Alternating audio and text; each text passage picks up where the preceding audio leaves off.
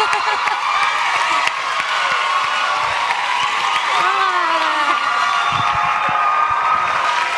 everyone. Oh, my gosh. Welcome to Google. Thank you.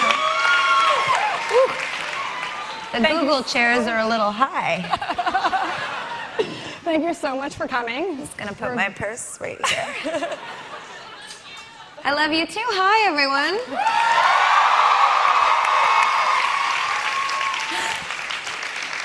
Did you just get out of jail?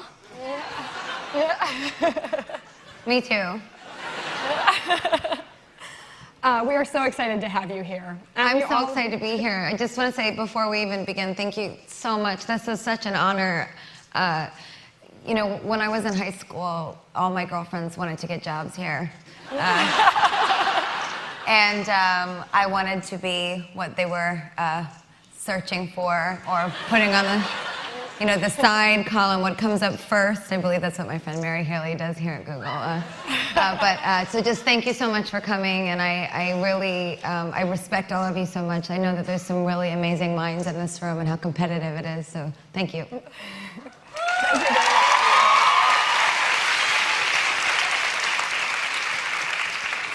And speaking of searches, you are among one of the most searched people in the world. You've been on the top of our 2009 and 2010 fastest rising searches. We made a portrait here of you, taking the millions of searches that have come in for Lady GaGa. It's really beautiful. And making portraits. So, you know, obviously you've been a huge search star, also a huge YouTube star. Bad Romance has 360 million views, just that one video. Thank you. It's great. And you're the queen of the download. You're actually the most downloaded artist in history, with more than 20 million singles downloaded. Thank you so much. Just amazing. Thank you. All of which brings us to today. So last week, you opened up a moderator page on your YouTube channel, and you got questions from your fans. 54,000 questions, and more than 250,000 votes in just 3.5 days. We have questions that are both in text and video. I have about the top 20 questions here. We're going to go through those and then also do some questions. I'm wearing the same dress. Branding.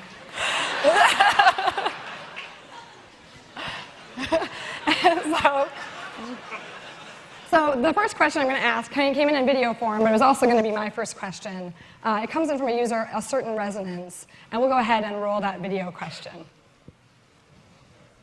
Hi, Gaga. Well, my first question that I wanted to ask was, how are you? I remember in one of your interviews you said that that was a question that interviewers never really asked you and actually meant it. And so I wanted to ask you and actually mean it. So how are you?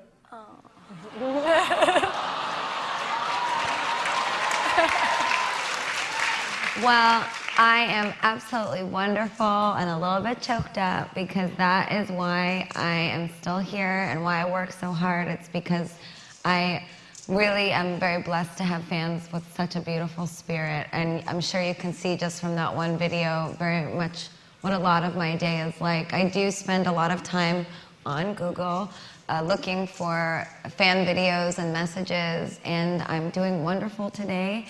And I would say that the only reason I ever mentioned that people don't ask me how I am genuinely is because it took a lot of bravery to get to where we are today.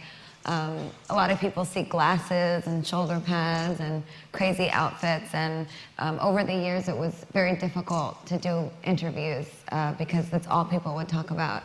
So I guess what I would say is I'm doing wonderful now because of how brave that all my fans have made me. So thank you for making me brave, and I hope I can make you brave.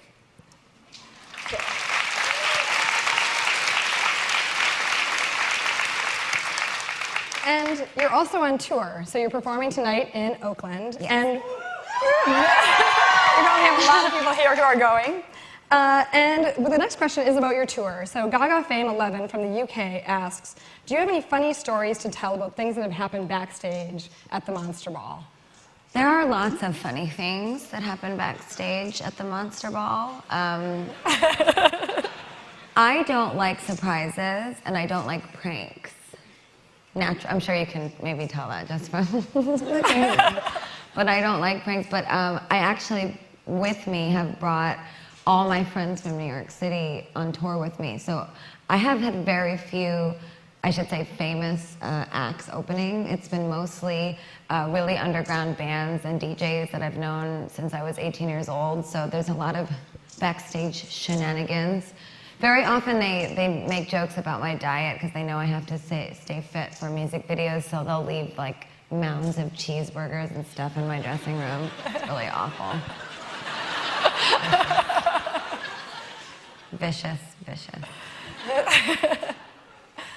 So going back to before the cheeseburgers, where you got your start, one of your fans, Mystical Maddie from California, asks, where were you the first time you heard one of your songs on the radio? I was in Canada. And I'll never forget it. But it's a very different, and it's funny, it's almost more enjoyable now when I hear it for the first time on the radio, because at the time in Canada, many people don't know this about me because it seems as though when Just Dance hit #1, it was this big, massive, oh, she became a star overnight. But to tell you the truth, I had been working so hard, doing 3 shows at night, all day long, going to radio stations, doing phoners. The reason we're here at Google today is because the original campaign for my music and my project began with online and media-based advertisements. So that's really where I began. So I remember I was in Canada and I was really tired and I was about to go on stage at this outdoor performance. I actually think it was in Winnipeg, which is where Maria Aragon is from that video. And I remember I heard it and I started crying and my tour manager David said, "How does it feel?" And I said, "It's about damn time." And so now when it comes on, it's a little bit more of a gracious, humbling moment. So in terms of other special moments, Song Adelaide from Sheffield, England asks, when exactly was the moment in your career when you realized you were going to be an international superstar? I still don't feel like one. How's that possible? I just don't. I know that sounds very silly, but even this morning I was getting ready to tweet that I was coming here today, and I got like 50 freaking emails like, "Don't tweet it, they don't want anyone to know."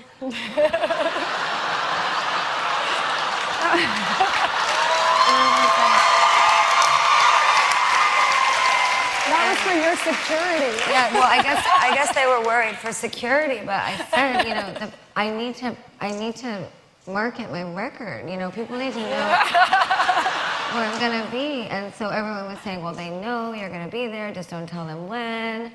And oh my gosh, my security is always, they want to shoot me because I will literally leave the house and go to the bodega down the street where I live in New York, and they're like, "Where are you?"